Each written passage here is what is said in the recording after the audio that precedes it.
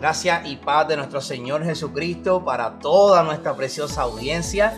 Bienvenidos a Radical Contra la Corriente. Les saluda a su hermano en Cristo y amigo Ángel Colón, y como siempre hoy está con nosotros la incomparable Sorismar Reyes. Hay que hacer una presentación propia porque, es la única manera de yo poder salvarme también de que me pase algo. Pero bueno, está bien.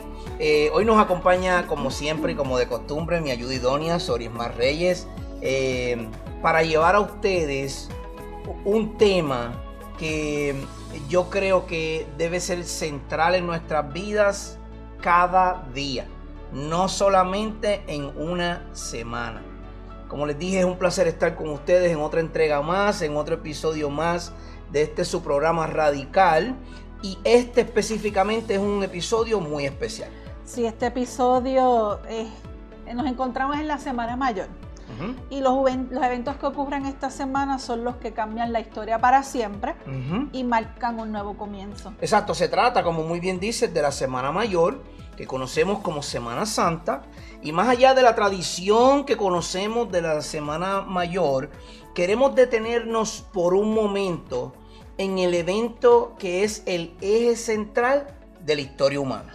Sí, así es. Y es por eso que hoy vamos a conversar sobre un corto pero profundo libro del pastor Sugel Michelén, 3 días que cambiaron la historia del huerto a la tumba vacía. Uh-huh. Este es un recurso que nos lleva de la mano por el camino de dolor y la gloria de nuestro Salvador. Este recurso fue compartido gratuitamente por Coalición por el Evangelio y vamos entonces a estar dejándoles el enlace para que puedan descargarlo gratis. Exactamente, porque este recurso ¿verdad? Comparto mucho de Coalición por el Evangelio porque tiene unos maestros muy buenos y maestras también de sana enseñanza bíblica. Y ayer me llega el correo por WhatsApp de este recurso y comenzamos a leerlo de inmediato. Sí. Y la verdad es que si no te quiebra el corazón, tu corazón no ha sido restaurado. Este recurso te tiene que quebrar el corazón. Y no es porque lo haya hecho Sugel Michelén, es porque es un recurso que trata directamente con los días que antes y después de la crucifixión. Sí, esos eventos son importantes. Claro, entonces el objetivo de este episodio especial de Radical, como les dijimos, es muy claro.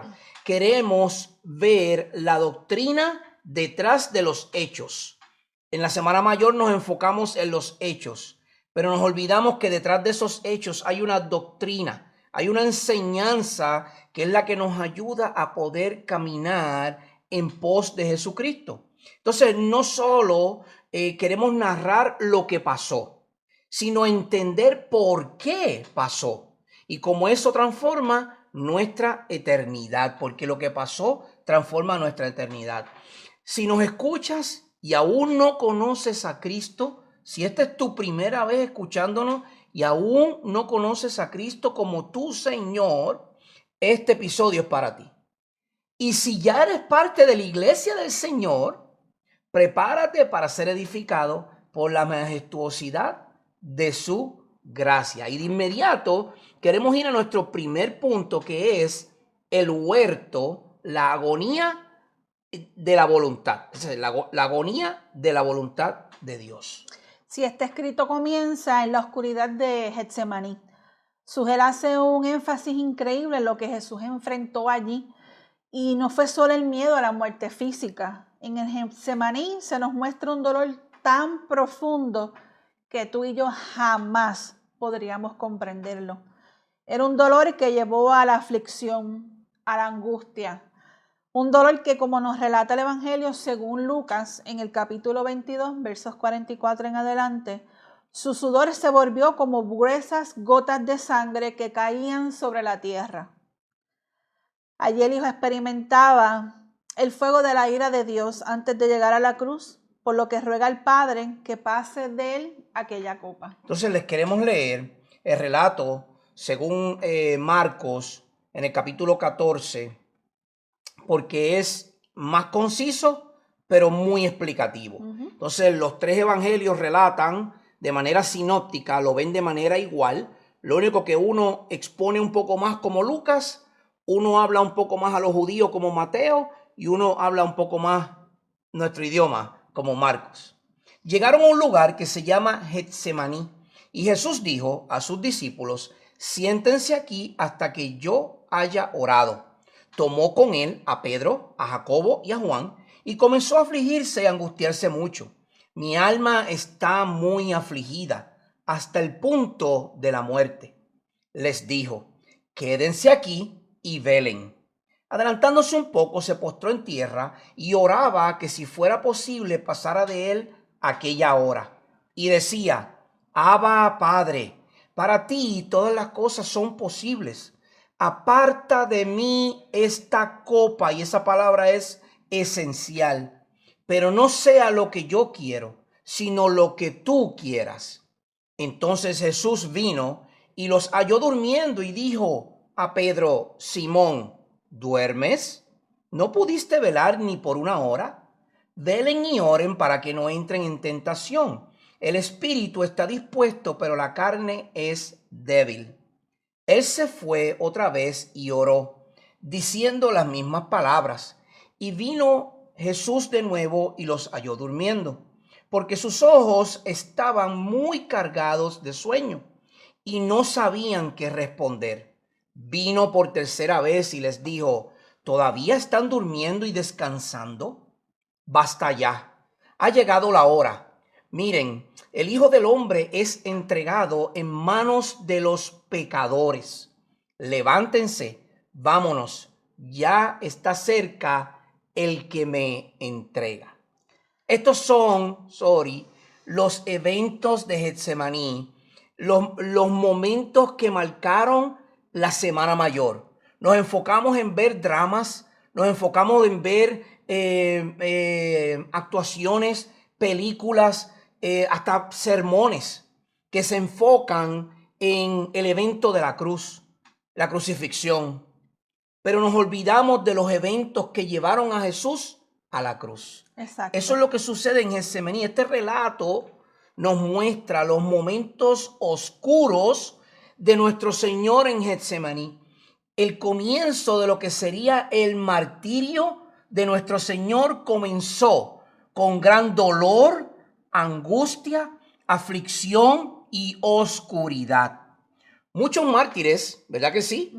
Han ido a la muerte cantando. Por ejemplo, William Tyndale, que tradujo la Biblia por primera vez al inglés, fue llevado a la hoguera. Y mientras él iba llevado a la hoguera, iba cantando salmos y iba glorificando a Dios. Y en ningún momento negó su fe. No.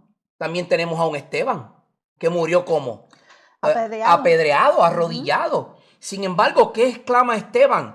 Veo los ángeles subiendo y bajando y al Hijo de Dios sentado a la diestra del Padre. Esos mártires vivieron para morir por el Evangelio, pero ninguno de ellos pudo sufrir el dolor, la angustia, la aflicción y la oscuridad que Jesús sufrió en Getsemaní en ese momento. También los discípulos y los apóstoles sufrieron muertes bien dolorosas Y crueles. pero obviamente no se compara ni una ínfima parte con lo que sufrió nuestro Señor Jesucristo. Exacto. Pero ¿por qué entonces la angustia de Jesús fue tal que sudaba gotas de sangre? Bueno, como hemos dicho, para entender lo que estamos narrando del libro del pastor Sugel Michelén, él explica en su escrito sobre la angustia de Jesús por causa del peso del pecado. Y tenemos que mirar a Marcos 14, como ya leímos anteriormente, específicamente el verso 33. Se nos dice que Jesús comenzó a entristecerse y a angustiarse en gran manera. Miren, la palabra en el original sugiere un pavor, un miedo absoluto, un terror absoluto, un horror que casi lo deja sin aliento. Esto es bien impactante porque Jesús no era un cobarde. Exacto. Él sabía que iba a morir. Después de todo, Él es Dios. Ajá. Pero lo que el pastor Sugel Michelén resalta es que los versículos 35 y 36, Jesús cae en tierra y pide que pase de él la copa. Yo dije cuando leí el texto que Ajá. prestáramos atención a la palabra la copa. ¿Verdad que sí? Sí. Esa es la clave de la exégesis de este texto. Si usted no entiende nada del texto de Marcos o de Lucas 22 o de Mateo, usted tiene que comprender la implicación que tiene esa copa. Jesús no está diciendo esto simplemente por decirlo. Cuando nosotros estudiamos nuestras Biblias, tenemos que hacerle preguntas a la Biblia, porque después de todo es Dios hablándonos a través de su palabra, ¿verdad que sí? Y este texto es uno de esos momentos en que nos deberíamos preguntar, ¿qué es la copa que los evangelistas describen? ¿Por qué hay un énfasis en esa copa? ¿Cómo es que esa copa entra en la escena? ¿Se trata literalmente de una copa de metal o de oro donde ellos iban a beber algún vino o algún líquido? Mira, Sori, si buscamos en el Antiguo Testamento, porque tenemos que ir a la raíz, yo siempre lo digo, tenemos que ir a la raíz, a la revelación, el Antiguo Testamento, la copa que se nos narra en los evangelios, de la cual Jesús pide que se pase de mí esta copa, es un símbolo, no es simplemente un símbolo de dolor físico, sino un símbolo de la ira judicial de Dios. Voy a hacer una pausa breve.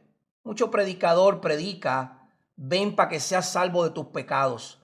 Ven a Cristo para que seas perdonado. Y eso está bien. Claro. Eso es correcto. Sí. Pero nos olvidamos mencionar por qué Jesús sufrió lo que sufrió de Getsemaní.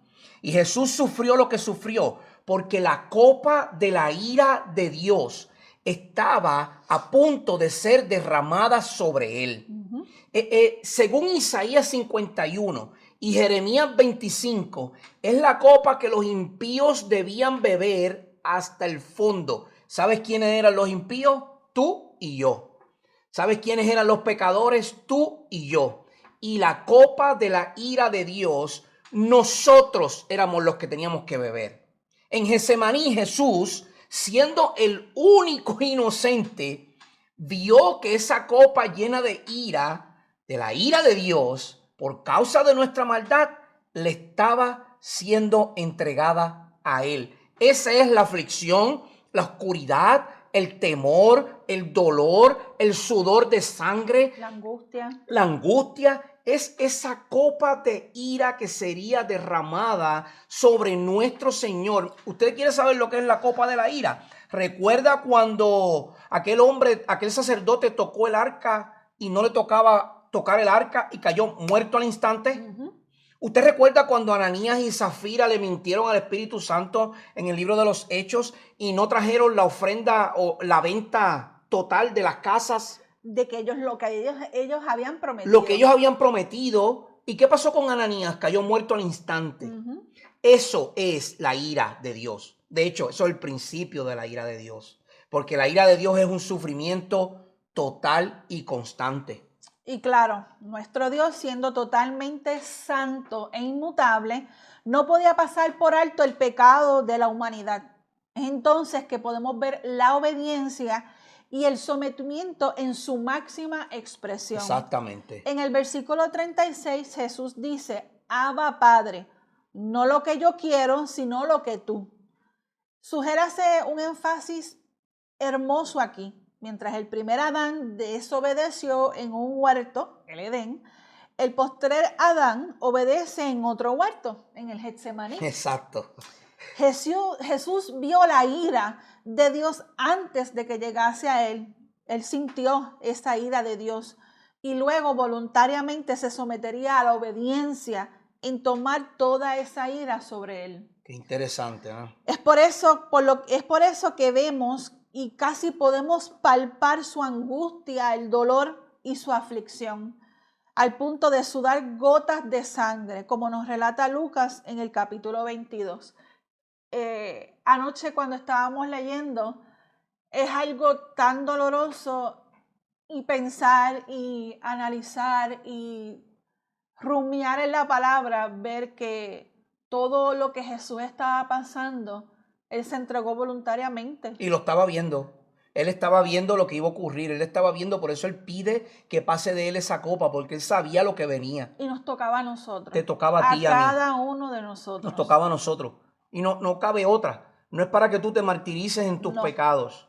Es para que tú entiendas la magnitud de lo que llevó a Jesús a sufrir en Getsemaní. Es la mentirita que dices, la murmuración que haces, la desobediencia al no congregarte, la desobediencia al cuidar bien de tu hogar, es que son tantos y tantos y tantos la multitud de pecados que cargamos. Y Jesús los estaba viendo, los tuyos y los míos. Entonces en el verso 37 nos encontramos con un contraste increíble. Aquí vemos a los discípulos, como tú y yo, durmiendo mientras Jesús sufría. ¿Qué clase de contraste? Mientras nuestro Señor está sudando sangre. Del dolor, de la angustia, del pavor. Del pavor, del dolor, del sufrimiento, de la angustia. Nuestro Señor sufría gotas de sangre. Y los científicos lo que dicen con esto es que la sangre, que los capilares en los poros de la angustia tan severa, comienzan a romperse esos pequeños capilares y empieza a salir por el poro de tu piel, empieza a salir sudor mezclado con la sangre. Y eso es lo que estaba. ¿Usted alguna vez ha sufrido eso? Porque ni en el dolor más extremo usted va a sufrir eso jamás. Jamás. Ese era el sufrimiento de Getsemaní. Aquí vemos a los discípulos durmiendo. Marcos nos muestra la total soledad de Cristo. Mientras él oraba y sufría, sus discípulos dormían. Él tendría que tomar la copa de la ira de Dios solo, porque nosotros, representados por los discípulos, ni siquiera podríamos velar por una hora. ¡Wow!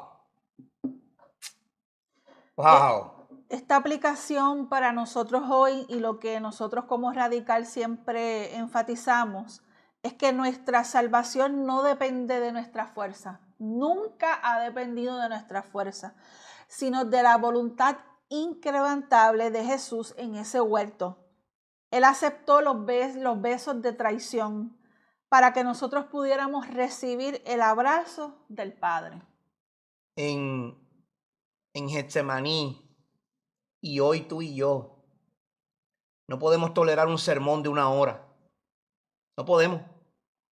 Podemos ir a ver una película de los Avengers que dura 3 horas, pero no podemos tolerar un sermón de una hora. Qué ridículo. Hasta donde llegue el pecado. Jesús se postró a orar y sudó sangre y temía lo que iba a suceder con esa copa de ira de Dios. Y nosotros tomamos esa salvación por gracia como si fuera un juego. No podemos congregarnos. No, yo me congrego en mi casa. Yo soy la iglesia. Yo no necesito congregarme con otros hermanos. No, yo no necesito ofrendar. ¿Para qué? Para que el pastor se lo lleve todo el bolsillo. No, yo no necesito leer la Biblia. Ya yo la he leído como 3 veces. Yo me la sé de memoria. Yo no necesito hacer estudios teológicos. ¿Para qué? El Espíritu Santo me va a mostrar todo lo que yo necesito. Seguimos poniendo excusa tras excusa tras excusa. Esas fueron las excusas de los discípulos. Durmiendo, no podemos aguantar más. Tenemos que cerrar los ojos. Mira, un resumen para nuestra preparación en el acontecimiento de Getsemaní. En Marcos capítulo 14, 32 al 34 podría ser de la siguiente manera. Primero, la angustia pavorosa, versos 33 y 34. La frase triste hasta la muerte no es una exageración poética.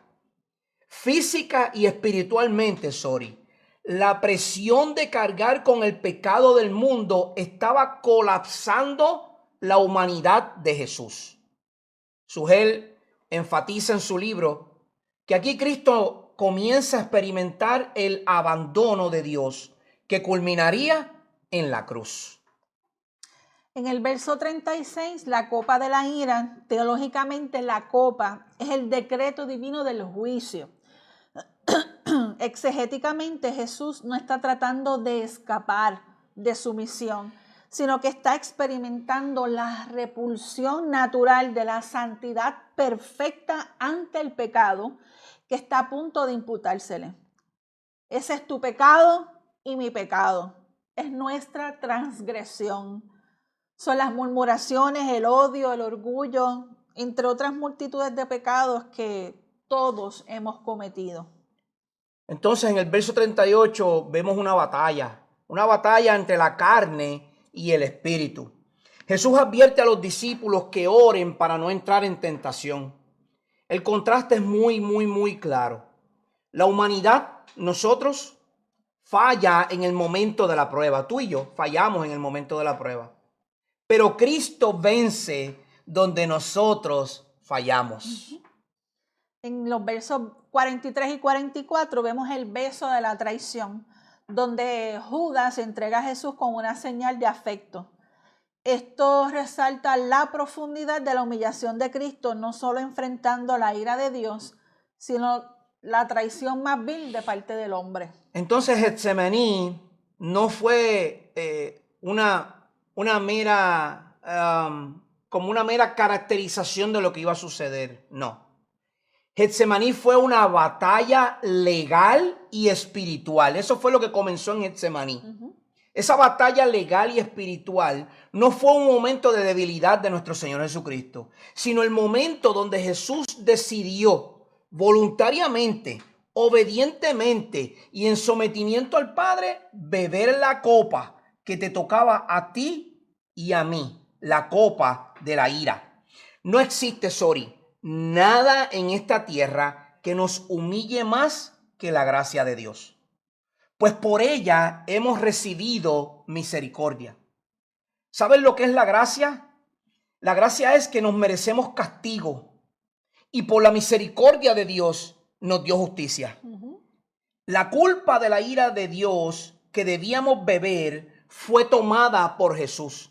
Y en Getsemaní ya él lo estaba experimentando sin haber ido a la cruz. Un cambio de un castigo eterno. El Padre nos concedió perdón cuando su Hijo perfecto tomó nuestra condena. Esa copa, es el concepto clave y en el cual llamamos a nuestra audiencia a meditar. El pastor Sugel explica que el Antiguo Testamento, la copa representa la ira de Dios contra el pecado. Y esto lo podemos ver en el Salmo 75, verso 8. En el huerto Jesús no estaba viendo los clavos romanos, estaba viendo el juicio divino que nosotros merecíamos. Miren, iglesia, yo creo que si aplicamos esta porción a la iglesia hoy, debemos entender la gravedad de nuestro pecado. Nunca, como cristianos, debemos olvidar la gravedad de nuestro pecado que llevó a Cristo a la cruz. Nunca. Si el Hijo de Dios tembló ante la copa de la ira, ¿cómo podemos nosotros tomar el pecado a la ligera? No podemos. Y para el perdido, Jesús bebió la copa para que tú no tengas que hacerlo. No hay otra forma de aplacar la justicia de Dios fuera de Cristo. Si no estás en Cristo, la ira que le tocaba a Jesús y que le tocó a Jesús, esa es la ira que está sobre ti. Así que el llamado hoy es a que te arrepientas de tu pecado, claro, a que tomes tu cruz y sigas en pos de Cristo Jesús. Eso nos llega a nuestro segundo punto, que es la cruz. Estábamos en el Getsemaní, Judas entrega a Jesús y ahora vamos hacia la cruz, hacia el Gólgota. Y ahí ocurre un gran intercambio. Ahí ocurre la majestuosidad de este relato. Permítame dar un poco de contexto a lo que llamamos el gran intercambio en la cruz. Teológicamente, vamos a utilizar a dos escritores, dos autores teológicos o eruditos de estudios teológicos para poder entender lo que es este gran intercambio. En primer lugar, Louis Berkhoff nos habla de una naturaleza penal. Cuando usted escucha la palabra penal, usted escucha juicio, la pena que le dan al que está condenado por haber cometido un delito.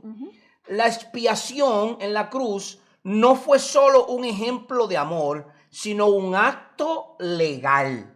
Dios es el juez justo que no puede pasar por alto el pecado sin violar su propia naturaleza. Por lo tanto, la pena capital que Dios imponía sobre el humano, ahora esa pena capital debe ser ejecutada por Jesucristo, que es Dios el unigénito. Por otro lado, Joel Beeke nos muestra una sustitución vicaria. Esto significa que Cristo actúa como nuestro representante federal. El primer representante federal fue Adán. Adán pecó, por consiguiente necesitamos un representante federal que quite ese pecado. Exacto, así como Adán nos representó en la caída, Cristo nos representa en la cruz. Exacto. Él no muere simplemente por nosotros o en nuestro beneficio, sino en el lugar de nosotros como nuestro reemplazo. Yo quiero hacer un énfasis en eso, sorry. Hoy día se predica mucho que Cristo murió por nosotros. En cierto aspecto, es cierto. Cristo murió por nosotros, para rescatarnos. Pero no solamente murió por nosotros para un beneficio de no ir al infierno. No, ese no es el motivo. Es mucho más complejo. El motivo es que Él murió en lugar de nosotros. En vez de ser yo, ángel, el que va a la cruz, fue Cristo el que fue a la cruz. En lugar de recibir la copa de la ira, ángel, ahora la copa de la ira la recibió mi Señor. Por lo tanto, Él es mi reemplazo en la cruz. Y eso se conoce como una doble imputación. Es decir, este gran intercambio que ocurrió en la cruz, Joel Beeke lo enfatiza como que en la cruz hubo una transferencia legal. Nuestros pecados son acreditados a la cuenta de Cristo. Él sufre el castigo por mí. Y la justicia de Cristo, el justo, es acreditada en mi cuenta. Ahora nosotros recibimos la recompensa de la muerte de Cristo Jesús. Mira, cuando Sugel habla de la cruz, está descansando en una teología muy robusta. Teólogos como Berkhoff explican que la expiación es penal, ¿verdad? Es una pena capital. Esto significa que la cruz fue un tribunal. Dios no perdonó y ya. No pienses ni por un segundo que Dios perdonó tus pecados y ahí todo acabó. No, eso no es lo que sucedió. Dios tomó la sentencia de muerte de nuestros pecados que pesaban sobre Ángel, sobre Sori y sobre todo ser humano, y esa pena capital la puso sobre Cristo Jesús. Esa era la copa de la ira de Dios. Y por supuesto, Joel Beeke, por otro lado, añade algo precioso: la sustitución vicaria. No es solo que Jesús murió para ayudarnos, sino que Él murió como nuestro representante. En la cruz, Dios miró a Jesús y vio nuestros pecados. Y ahora, cuando nos mira a nosotros, ve la obediencia perfecta de su Hijo. ¡Qué precioso! Es lo que llamamos una doble imputación. Es un término técnico, pero vital para poder entender lo que aconteció en el Gólgota, en el lugar de la calavera, donde estuvo la cruz del Calvario. Significa que allí hubo un intercambio de carpetas legales. Es decir, el policía vino y hizo su archivo y escribió todos los delitos que usted cometió y lo acusó. Y la pena era pena de muerte, pena capital, sufrimiento eterno. Usted sabe, como los que están confinados y están 23 horas en una cárcel de 4 pies por 8 pies, encerrados, sin ventanas, sin nadie con quien hablar, 23 horas al día. Solamente salen 1 hora para el recreo y cuando se portan mal se la cancelan. Estás 24 horas encerrado en una cama de cemento con un matre de 2 pulgadas, sabiendo que en algún momento tú vas a ir a la cámara de gas. Ya no se usa, ahora se usa la inyección letal. En algún momento tú vas a ir a la inyección letal porque tu pena es pena de muerte. Tú vas a estar sufriendo en esa cárcel. Lo que ocurre con esta doble imputación y ese expediente criminal es que ahora ese expediente criminal Dios lo pone en Cristo. Y el expediente perfecto, sin ninguna mancha, ni delito, ni pecado de Cristo, ahora Dios lo pone en ti. Ahora en ti Dios ve a Jesucristo. Por eso mismo es que la cruz es el evento más glorioso. Satisface la justicia de Dios, como dice Berkhoff, y nos viste como una justicia que no es nuestra, sino de Cristo, como enfatiza Joel Beeke. Esto es lo que nos da una seguridad eterna. Exacto. Nuestra seguridad de salvación no está en nosotros, está ni tampoco en nuestras buenas obras, ni en nuestra piedad, ni aún en nuestra religiosidad. No, mi iglesia es mejor que la tuya. Y por eso que yo soy más salvo que tú. No, eso ahí no descansa. Nuestra salvación está totalmente guardada en Cristo Jesús. Y una vez salvos, nadie jamás nos las puede quitar. Eso es lo que nosotros llamamos salvo, siempre salvo. ¿Usted sabe por qué lo podemos decir? Porque mi salvación no descansa en mí. Descansa en la obra perfecta de nuestro Señor en la cruz del Calvario. Louis Berkhoff se enfoca en la satisfacción. La muerte de Cristo satisface las demandas de la ley y la justicia de Dios. Es un enfoque muy sistemático y legal. Joel Beeke, por otro lado, se enfoca en la unión con Cristo. La expiación es efectiva porque estamos unidos a Él legalmente. Beeke resalta que Cristo no solo pagó nuestra deuda, es que es una obediencia pasiva, ¿verdad? Sino que también ganó nuestra entrada al cielo mediante su perfecta obediencia. Esto es una obediencia activa. Sí, entonces hemos pasado del huerto al Calvario.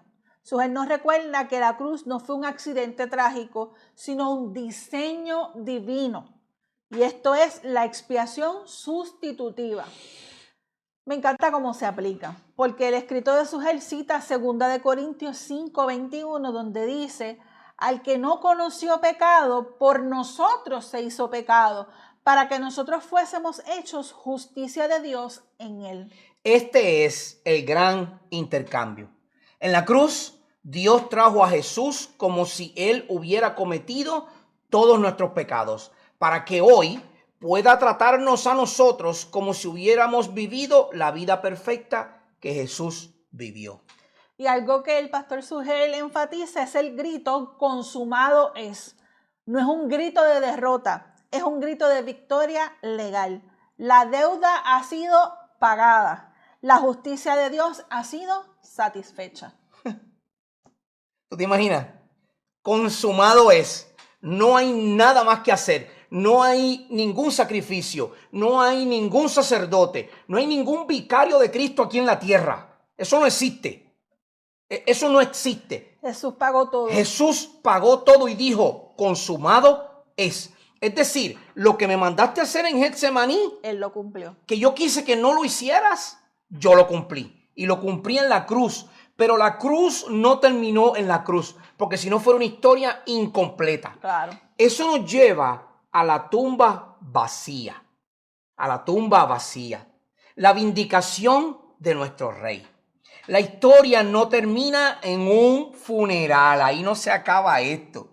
Si Cristo no hubiese resucitado, nuestra fe sería inútil. En nada yo predico, ¿sabes? No vale la pena que yo predique, porque es necesario que Él haya vencido el gran aguijón que se conoce como la muerte. Y nosotros no estuviéramos haciendo nada en este canal. Para nada, porque la resurrección es la clave de todo esto. Sugel, en su corto escrito, nos lleva a ver la tumba vacía como la vindicación de Dios hacia su Hijo. Así es, la resurrección es el sello de aprobación del Padre. Es Dios diciendo, acepto el sacrificio de mi Hijo, como dice Romanos 4:25. Jesús, el cual fue entregado por nuestras transgresiones y resucitado para nuestra justificación. Él fue el que nos justificó. Y esto cambia la historia porque prueba que la muerte ha sido vencida. Usted sabe que Mahoma murió. Sí. Buda murió. Krishna murió. Elena White murió. John Smith murió. El Papa Francisco murió. John Pentecost. John Pentecost murió. María murió. Si usted quiere, lo podemos hacer una lista de un programa mencionando a todos los que han muerto en la historia. Esteban murió. Felipe murió. Mateo, Lucas, Juan, Marcos. Podemos mencionar a todos. Le voy a decir más. Lázaro murió. Jesucristo lo resucita y después, ¿qué pasó con Lázaro? Se muere otra Volvió vez. y murió. Nadie pudo vencer la muerte, solo nuestro Señor Jesucristo, porque Él es Dios. Ese es nuestro Rey intercesor, el que garantiza nuestra resurrección en el día final. Claro. Y pasamos entonces a varios puntos los cuales nos van indicando esta parte de lo que sucedió en la cruz. Primero, el recibo de nuestro pago, la vindicación. Si la muerte de Cristo en la cruz fue el pago por nuestros pecados, la tumba vacía es el recibo oficial de Dios. Es decir, en la tumba Dios pone un recibo diciendo 0, 0, 0, 0. No hay nada. no hay deuda. No, se acabó la deuda. Como bien diría Sujel Michelén, si Jesús hubiera quedado en la tumba, significaría que el cheque de su sacrificio no tendría fondos. La resurrección es Dios el Padre diciendo, acepto el pago de mi hijo, la deuda ha sido cancelada. Seguimos entonces con nuestra justificación legal. Exacto. Conforme a Romanos 4:25, Él fue resucitado para nuestra justificación. La tumba vacía es prueba de que ya no hay cargos contra nosotros. No estamos esperando a ver si somos salvos, ni la tumba vacía grita que ya somos declarados justos ante el tribunal de Dios. Exacto. Ahora, esa justificación está imputada sobre nosotros. Y eso nos da un triunfo sobre el último enemigo, el aguijón mayor, que es la muerte. La tumba vacía implica que la muerte ha sido vencida. Jesucristo ganó. Él venció la muerte y ahora está en victoria. Jesús no solo sobrevivió a la muerte, la conquistó desde adentro. Esto significa que el mayor miedo tuyo y mío, es decir, a morir, ha sido pagado por Jesús y su aguijón perdió lugar sobre nosotros. Entonces vamos a las primicias de esta nueva creación. Exacto. Jesús es el primogénito de entre los muertos. Su tumba vacía garantiza que nuestras tumbas también estarán vacías algún día. Glorioso intercambio. Wow. Es el inicio de la restauración de todas las cosas. Y ese es específicamente el clímax de este relato. La tumba vacía. A veces la gente piensa que esto es solo un final feliz, pero teológicamente es el sello de aprobación. Exacto, el mundo lo condenó como un blasfemo, pero Dios lo levantó declarándolo su Hijo justo. Es como si Dios pusiera su firma en la obra de la cruz. Esto yo creo que es uno de los mensajes más potentes que usted puede escuchar. Él venció la muerte. Para los que escuchan que están en Cristo y sienten que sus pecados son demasiados, yo los he escuchado. Si la tumba está vacía, es porque tu expediente criminal ha sido vaciado.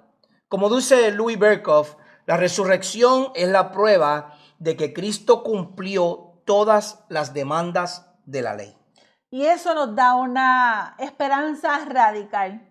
No servimos a un mártir muerto, sino a un rey que vive. Exacto, exacto. Por eso podemos edificar la iglesia con seguridad.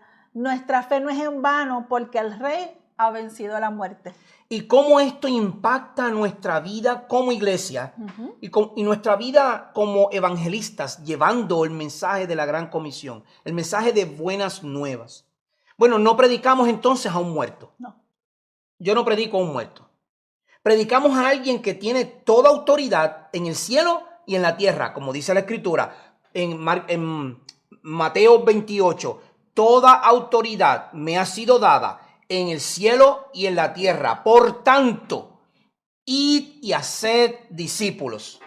Ahora Él tiene toda la autoridad, porque yo no le predico a nadie a un muerto. Yo le hablo de mi Rey que vive. La iglesia se edifica al saber que nuestro trabajo en el Señor no es en vano. Y con eso llegamos a la conclusión de este corto, bueno, no está tan corto, ¿verdad? Pero ya llevamos como unos 40 minutos hablando. Pero llegamos a este estudio de este corto escrito por el pastor Sugel Michelén, que mi esposa y yo hemos comenzado y pretendimos pertinente compartirlo con ustedes. Si es necesario. Es necesario, porque si no, hubiese sido un trabajo que hubiese sido en vano. Si leer este corto escrito del pastor Sugel Michelén nos recuerda que la Semana Santa no es para conmovernos emocionalmente, como muchos hacen, sino para transformarnos doctrinalmente. No se trata de que usted se autoflagele o se dé golpes o alguna cosa por el estilo, no. Si tú nos estás viendo y sientes el peso de tu pecado, mira al huerto de Getsemaní. Jesús sufrió por ti. Mira la cruz. Él fue llevado al madero en sustitución por ti. Mira la tumba vacía. Él venció la muerte por ti. Hay esperanza, hay perdón y hay vida eterna en Cristo Jesús. Solo necesitas arrepentirte de tu pecado, tomar tu cruz y caminar en pos de Cristo Jesús sin mirar atrás.